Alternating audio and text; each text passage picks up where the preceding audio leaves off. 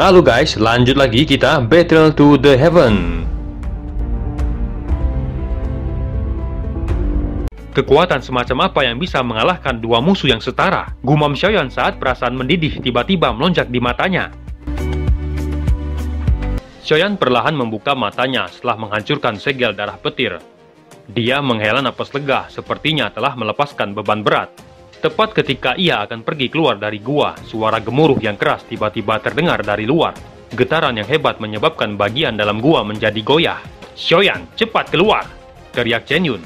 "Chen Yun, dia benar-benar mengejarku ke tempat ini." Gumam Xiaoyan terkejut. Ekspresinya langsung menjadi jelek saat mendengar teriakan dari luar. Tidak disangka orang tua itu dapat mengikutinya dalam waktu sesingkat itu. Karena Chen Yun berani mengejar, sepertinya Hong Tian juga datang.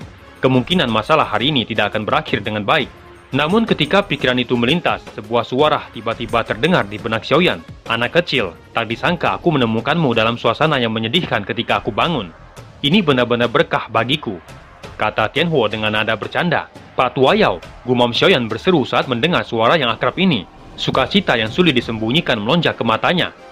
Pada saat ini telah banyak sosok muncul di langit. Mereka semua berpencar saat pandangan mereka dengan hati-hati memeriksa pegunungan di bawah. "Chen Yun, bukankah kamu mengatakan bahwa bocah itu telah kamu segel? Di mana dia?" kata Hong Tian yang menoleh dengan marah setelah gagal menemukan jejak Xiaoyan. Ekspresi Chen Yun sedikit suram saat ini. Dia merasakan bahwa jejak spiritualnya nampak melemah ketika dia baru saja memasuki area di sekitar pegunungan. "Aku tidak tahu metode apa yang digunakan bocah itu hingga bisa melepaskan segel petir darahku," kata Chen Yun menjawab dengan muram. Dia jelas tahu kesulitan seperti apa untuk melepaskan segel petir darah. Namun segel itu telah hilang dalam waktu kurang dari setengah hari. Itu adalah pertama kalinya dia bertemu dengan kejadian seperti itu selama bertahun-tahun. "Bukankah kamu memiliki kepercayaan diri yang besar pada segelmu itu? Jika saya tahu seperti ini, saya akan langsung mengejarnya waktu itu," kata Hong Tian menjadi sangat marah mendengar itu. Jika mereka kehilangan jejak, bagaimana mereka akan menemukan bocah itu setelah dia melarikan diri dengan jauh? "Untuk apa kamu marah? Apa kamu akan mengejar setelah takut pada boneka itu?" kata Chen Yun mengerutkan keningnya dan berbicara dengan nada agak kesal. "Omong kosong, bagaimana aku bisa takut pada boneka itu?" kata Hong Tian berteriak dengan tidak senang. "Begitu kita menemukannya, kamu bisa langsung pergi dan berurusan dengan boneka itu," kata Chen Yun tersenyum dingin. Setelah itu dia melambaikan tangannya dan berkata dengan suara yang dalam, "Kalian semua harus pergi ke bawah dan mencarinya. Bocah itu pasti masih di pegunungan ini. Aku tidak percaya dia bisa kabur di bawah mataku." Belasan ahli di langit sedikit terkejut mendengar perintah Chen Yun dan mengalihkan pandangan mereka ke arah Hong Tian. Mereka adalah orang-orang klan Hong, tentu saja mereka perlu mendengar perintah Hong Tian. "Lakukan saja apa yang dia katakan," kata Hong Tian mengayunkan dengan bajunya dan memerintahkan mereka. Belasan ahli dari klan Hong akhirnya menangkupkan tangan mereka dan menyebar setelah mendengar perintah Hong Tian. Mereka perlahan turun dan mulai mencari di pegunungan. Dua sosok manusia diam-diam melintas dan muncul di dalam hutan lebat di belakang kelompok Hong Tian. Salah satunya adalah Han Xie. Berdiri di sampingnya adalah seorang lelaki tua berpakaian putih dengan senyum pahit. Tatapan lelaki tua itu memandang kelompok Chen Yun di langit yang jauh. Ekspresi serius muncul di matanya. "Kakek, apakah mereka akan menemukan Xiaoyan?" kata Han Xie dengan cemas. "Kamu gadis nakal, meskipun aku tidak mampu menahan amukanmu dan akhirnya membawamu untuk melihatnya. Namun aku masih akan mengatakan kata-kata yang buruk terlebih dahulu. Jika ada sesuatu terjadi, aku akan mencoba yang terbaik dengan syarat tidak ada yang menemukan identitasku. Tidak apa-apa jika hanya Hong Tian. Namun Chen Yun adalah anggota pavilion petir angin. Kita tidak bisa menyinggung faksi semacam itu," kata pria tua itu menghela napas saat dia berbicara dengan wajah yang agak serius. Han Xie dengan lembut menggigit bibirnya dan mengangguk dengan tenang. Xie juga tahu batasannya. Pada saat itu, jika kakek merasa situasinya tidak memungkinkan, kakek bisa pergi, kata Han Xie dengan mata sedikit memerah. Pria tua berpakaian putih itu sekali lagi tersenyum getir saat melihat sikap Han Xie. "Dengan bisa membuat cucuku bertingkah seperti ini, anak kecil Xiaoyan itu benar-benar memiliki beberapa keahlian," kata pria tua itu seraya menghela napas. Wajah Han Xie nampak malu ketika dia mendengar itu. Dia baru saja akan berbicara ketika ledakan terdengar di pegunungan yang jauh. "Bocah, kupikir kamu ingin bersembunyi seumur hidup," kata Chen Yun berbicara dengan ejekan. Tatapannya menyeramkan saat dia melihat Xiaoyan berjalan keluar dari gua. "Bocah, kali ini aku ingin melihat bagaimana kamu bisa kabur setelah aku mematahkan tulang-tulangmu," kata Hong Tian dengan dingin. "Sepertinya kalian berdua benar-benar ingin membuatku menyerah. Karena itu izinkan aku untuk mengambil nyawa kalian," kata Xiaoyan dengan tenang. "Apa menurutmu boneka itu bisa menyelamatkanmu?" kata Hong Tian dengan nada mengejek. Senyum di wajah Xiaoyan tanpa sadar menjadi sedikit aneh saat dia mendengar itu. Dia menjentikan jarinya dan boneka iblis muncul di depannya. Melihat kemunculan boneka iblis, para ahli Klan Hong di langit buru-buru mundur sedikit. Mereka nampak ketakutan dengan boneka ganas itu yang telah mematahkan salah satu jari Chen Yun. Mata Hong Tian juga sedikit mengeras saat boneka iblis muncul, wajahnya menjadi sedikit serius. Hong Tian, karena kamu sudah mengatakan sebelumnya, kami akan menyerahkan boneka ini padamu. Wajah Hong Tian berkedut setelah mendengar itu. Serahkan dia padaku. Kamu harus menghabisi bocah itu secepat mungkin, kata Hong Tian dengan dingin. Kamu bisa tenang. Aku akan memberitahunya bahwa menyinggung pavilion petir angin adalah kesalahan terbesarnya, kata Chen Yun dengan kekejaman melonjak di matanya. Xiaoyan hanya tersenyum menghadapi niat buruk kedua orang tua itu. Jarinya dengan lembut mengusap cincin putihnya sebelum dia tiba-tiba berkata dan menunjuk ke arah Hong Tian. Bunuh dia. Boneka iblis menginjak tanah dengan keras ketika suara Xiaoyan terdengar. Batuan gunung di bawahnya nampak retak saat tubuhnya melesat ke langit dan meluncur ke arah Hong Tian. Biarkan aku mencoba melihat betapa hebatnya boneka ini, kata Hong Tian tertawa keras saat melihat boneka iblis meluncur ke arahnya dengan ganas. Doci merah melonjak keluar dari tubuhnya dan menyebar ke segala arah. Tangannya terkepal dan pedang panjang muncul di tangannya. Pedang itu memancarkan kekuatan panas ketika diayunkan dan dengan keras menebas boneka iblis. Pedang itu menusuk bahu boneka iblis, namun hanya beberapa percikan yang muncul. Hong Tian sedikit terkejut. Dia dengan cepat mencengkram erat pedangnya sebelum bertabrakan langsung dengan boneka iblis. Chen Yun perlahan menurunkan tubuhnya sementara Hong Tian telah memasuki pertarungan sengit dengan boneka iblis. Dia melayang di langit tepat di depan Xiaoyan. Bocah, kau telah mematahkan jariku. Aku akan mematahkan ke-10 jarimu, kata Chen Yun dengan dingin. Xiaoyan tersenyum tipis. Dia melayang dan mendarat di pohon besar. Tangan Chen Yun hanya diletakkan di belakangnya saat dia menyaksikan tindakan Xiaoyan. Matanya menunjukkan ejekan saat dia melihat Xiaoyan bergerak. Dari cara dia melihatnya, Xiaoyan hanyalah seekor tikus di hadapan seekor kucing yang berjuang sebelum mati dalam situasi ini. Xiaoyan mengabaikan ejekan di mata Chen Yun. Tangannya perlahan terbuka lebar. Pak Tua Yao, tolong pinjamkan kekuatanmu padaku, gumam Xiaoyan dengan pelan.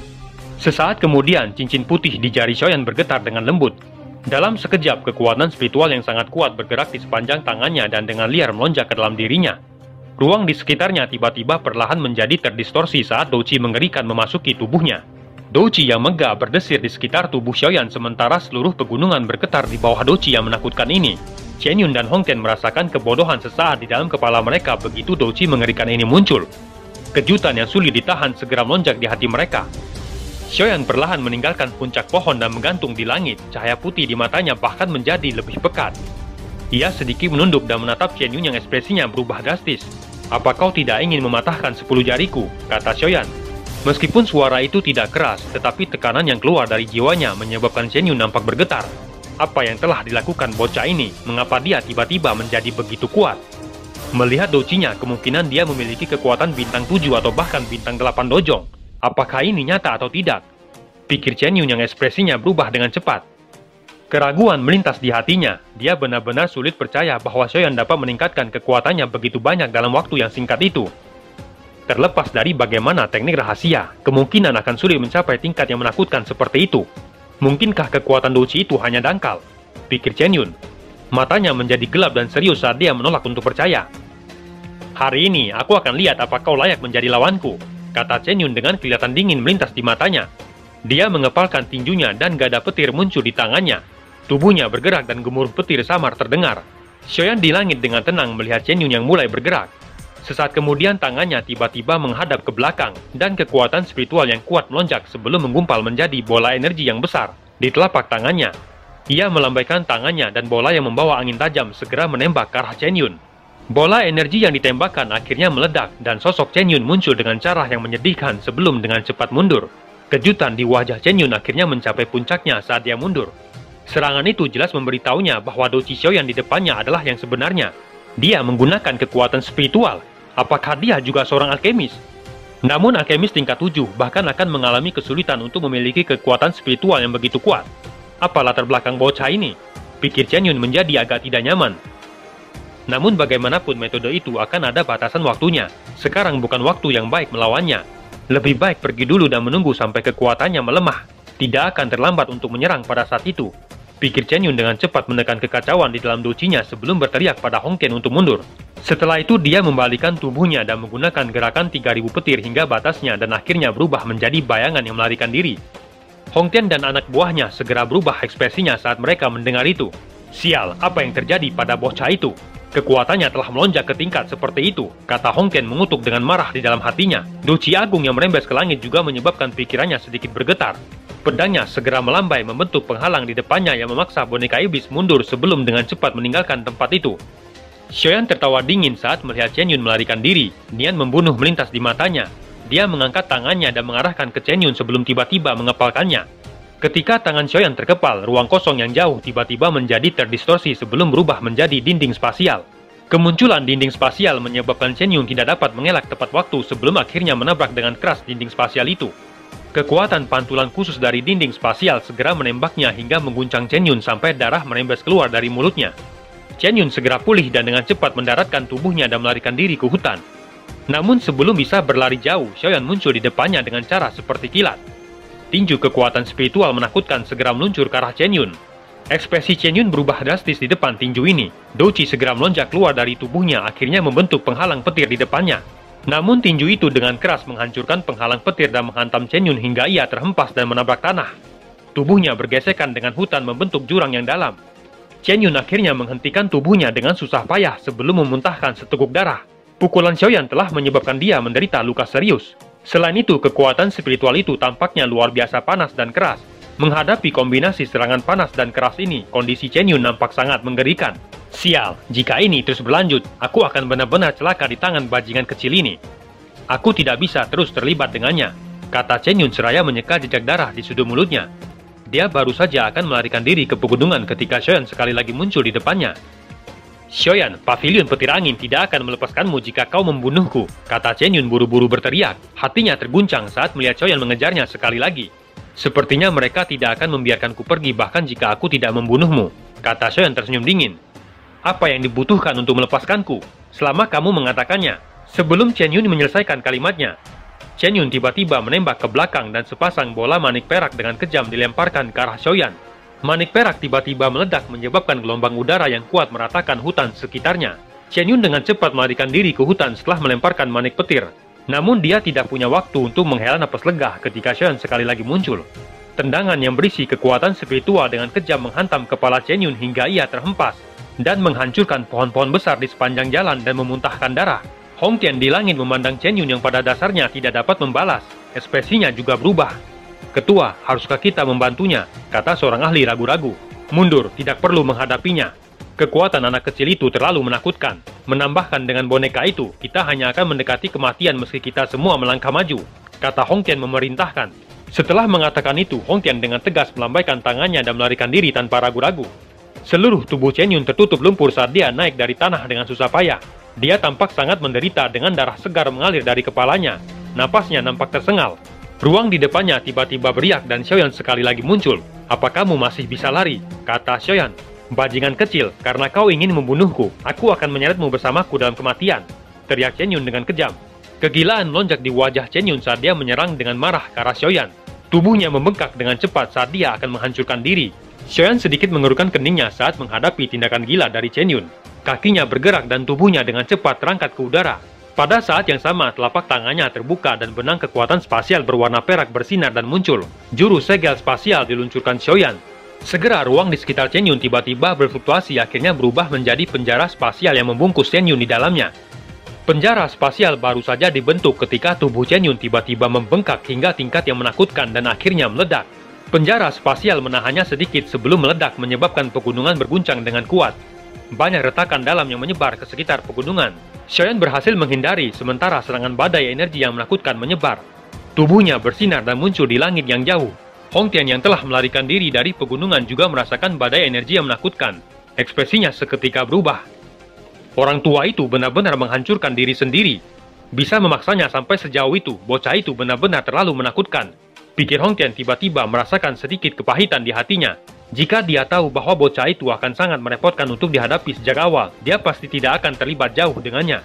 Namun dengan membunuh Chen Yun, dia tidak akan bisa merasa nyaman. Pavilion petir angin tidak akan duduk diam dan menyaksikan seorang tetua terbunuh.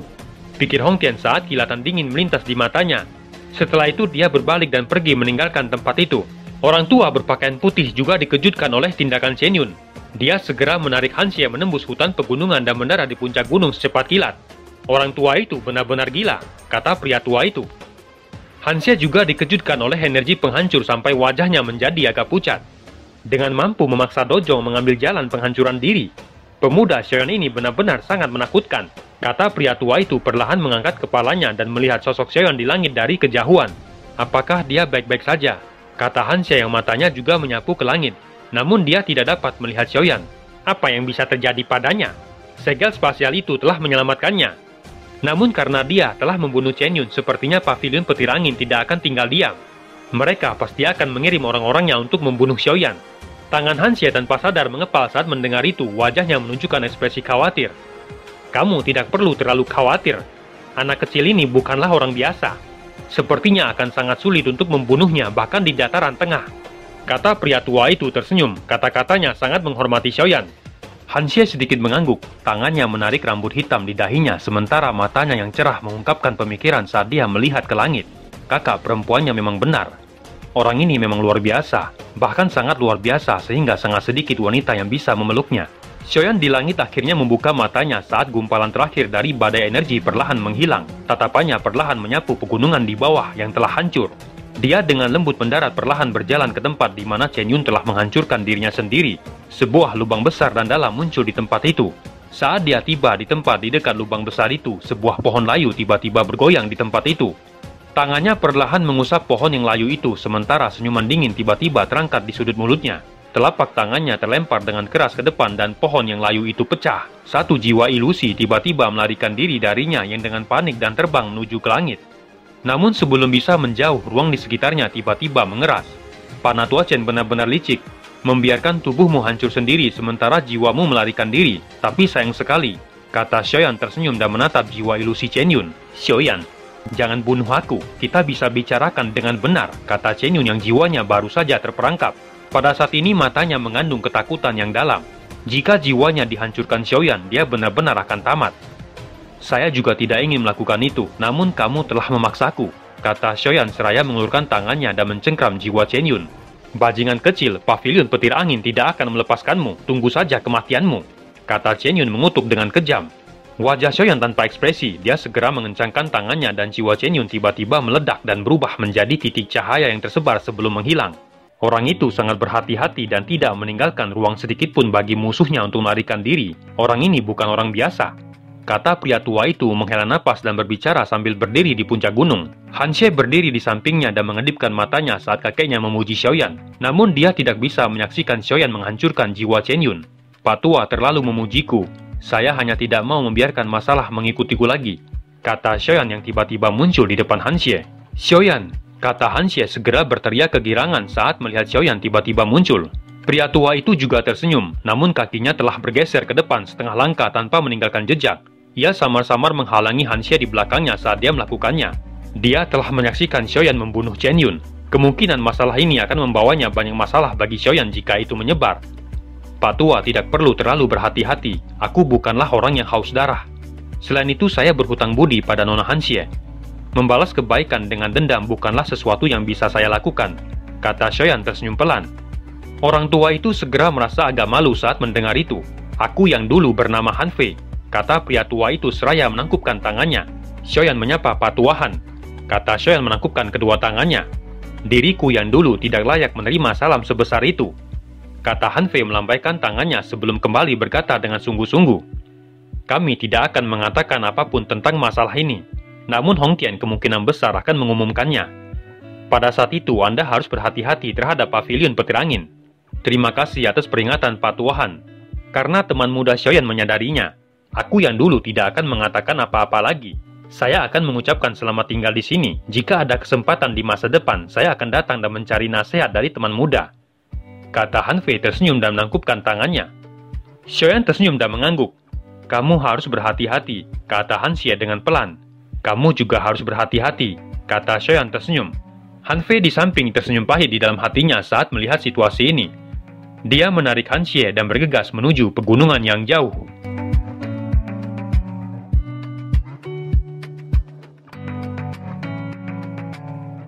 Cerita pun selesai, nantikan spoiler selanjutnya guys.